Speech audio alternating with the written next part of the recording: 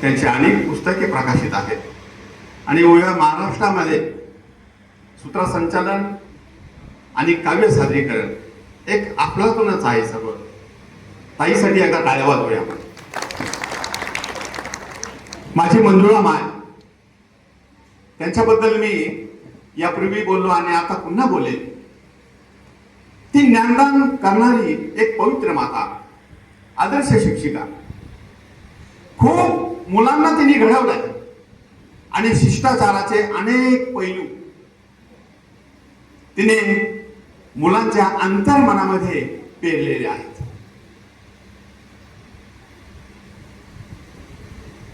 नदी, नाले, ओढे यांचं सुद्धा संगोपन करण्याचं काम कसं करावं याबद्दलही तिने निसर्ग संवर्धनाचे धडे मुलांना दिलेले आहेत. मानवता संवर्धनाचे धडे सुद्धा त्यांनी मुलाला दिलेले आहेत. शालेय शिक्षण देता देता अवंतर ज्ञान, वाचन कसं करावं, वाचन म्हणजे काय आहे, वाचन संस्कृती काय आहे, कथा, कादंबऱ्या, कविता संग्रह, प्रवास वर्णने, ललित पुस्तके खूप खूप वाचावं. वाचल्याने खऱ्या अर्थाने तुमच्या तना मनाला एक आगळी वेगळी दहा निर्माण होते. असं सांगणारी माझी मंजुळा माय, तरळ अंतःकरणाची माय. एक छोटस उदाहरण सांगतो माझ्या जीवनात घडले. आदरणीय सुनील भाऊ, मी शेवगाव पोलीस स्टेशनला होतो, सॉरी अकोले पोलीस स्टेशनला. असाच एक सण होता आणि दुपारच्या वेळेस सगळे आमचे पोलीस बांधव जेवायला गेलेले, कोणी घरी गेलेले, पण मी मात्र पोलीस स्टेशनला थांबलेलो. ठाणे अंमलदार दादा म्हटले, सरोने साहेब, कवीजी. म्हटलं काय हो, मी जेवण येऊ का? मग तुम्ही तोपर्यंत सांभाळता का ठाणे अंमलदारी? म्हटलं हा, जा तुम्ही. आणि मी तिथं बसलो. थोड्याच वेळामध्ये एक माझी पवित्र माय नऊवारी साडी नेसून, डोक्यावर पदर घेऊन हळूहळू पावलं टाकीत पोलीस स्टेशन जवळ आली. पोलीस स्टेशनच्या पायऱ्या चढायच्या अगोदर तिने चप्पल पायातून काढली. मी बघितलं. मी म्हणालो, आई चप्पल काढून वर या. नाही नाही म्हणे, भाऊ असं पुढे झालं का? आणि त्यांनी ती चप्पल तिथंच ठेवली. वर आल्या. त्यांचा अतिशय दुर्मुखलेला चेहरा, निस्तेज चेहरा, काही न बोलता खाली मान घालून माय वर आली. माझ्या समोर बाकडं टाकलेलं होतं, त्याच्यावरती बसली. मी म्हणालो, आई काय झालं? तिने माझ्या डोळ्याला डोळे न भिडवता खाली मान घातली. फक्त म्हटली, काही नाही. मी पुन्हा विचारलं, आई मला सांगा ना काय झालं? मी तुमचा मुलगा नाही का? ती म्हटली, हो आहे. पण माझ्या नजरेला नजर न भिडवताच ती म्हटली, काही नाही भाऊ. मी पुन्हा विचारलं. मी उठलो, त्यांना एक ग्लास पाणी दिलं. ती पाणी नाही पिली. मग मी त्यांच्या शेजारी बसलो. त्यांचा हात माझ्या हातात घेतला. दुसरा हात त्या हातावरून हळूवार फिरवला सुरकुत्यांवर. म्हटलं, आई आता तरी सांग काय झालं?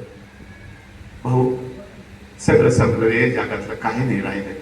म्हटलं, काय झालं आई सांग. एवढं म्हटली आणि गळगळ गळगळ रडायला लागली. तिचे लाख मोलाचे अश्रू डोळ्यातून गळगळताना मी पाहिले. आणि मी पुन्हा विचारलं, माय मला सांग ना ग तू. त्यावर ती म्हणाली, भाऊ या जगात काही नाही राहिलं, सगळं संपलंय, कलियुग सुरू आहे. माझ्या मुलाने मला मारलं रे दादा, नातानी मारलं. आणि मीच रडायला लागलो. काय कुठे आहोत आपण? ती जेव्हा असं म्हटली तेव्हा माझेच खळखळ डोळे भरून आले. मीच रडायला लागलो. मी तिला माझ्या उराशी धरलं. म्हटलं, माय रडू नको. तुझा मी अर्ज लिहून घेतो. मी त्याला शिक्षा करतो. त्याला कोर्टासमोर मी उभा करतो. न्यायदंडाधिकाऱ्यासमोर मी उभा करतो. हे नाही नाही, तसं नाही करायचं भाऊ. त्याला कोंडायचं नाही बरं का. फक्त त्याला समजून सांग. अरे कुठलं अंतःकरण आहे, कुठलं काळीज आहे आईचं? एवढं सांगणारी माझी माय. ही माय म्हणजे खूप काही देणारी माय, खूप काही म्हणजे तिच्याशिवाय जीवनच अपूर्ण आहे अशी माय. नंतर मी तिला माझ्या घरीच घेऊन गेलो. तिला जेऊ खाऊ घातलं, वाटी लावलं आणि नंतर संध्याकाळी त्या मुलाला मी घेऊन आलो आणि त्याला समजून सांगितलं, त्याचं कोणी लिहून घेतलं. अशी माय. तर माझी मंजुळा माई असा शिष्टाचार फिरत फिरत फिरत खूप काही तिने सांगितलंय जीवनामध्ये. म्हणूनच आपण बघा, संत साहित्याचा अभ्यास करताना ज्ञानेश्वरी वारकरी संप्रदायामध्ये फार पवित्र आहे. त्या ग्रंथ लिहिणारे ज्ञानेश्वर माऊली ही आपल्या नगर जिल्ह्यातील नेवाशामध्ये लिहिल्या गेलेली आहे. हे आपला अभिमान आणि गर्व आहे का आपण नगर जिल्ह्यात जन्म. आपण का बरं ज्ञानेश्वरांना माऊली माऊली म्हणतो? कारण त्यांची जी भाषा आहे, जी उयुबद्ध भाषा आहे, कन्नवळू, मायाळू, ममताळू, आनंदाळू अशी भाषा आहे. आणि मूवी प्रत्येक संत साहित्य घ्या, धर्मग्रंथ घ्या कोणताही, त्याच्यातलं सगळं उयुबद्ध आहे बघा.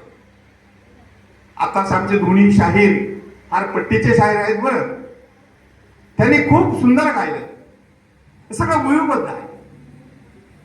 म्हणून कधी कधी मी असं म्हणेन की मूवी आणि शिवी ह्या दोन्ही बहिणी आहेत, सावत्र बहिणी आहेत.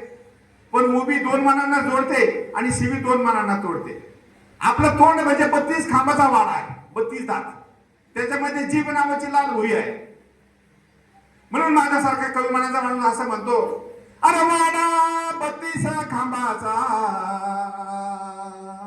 त्यात जीभ लाल भुई, नांदायला ना तिथं, अरे नांदायला ना तिथं, आणि ओवी गरतीन बाई का आणायची.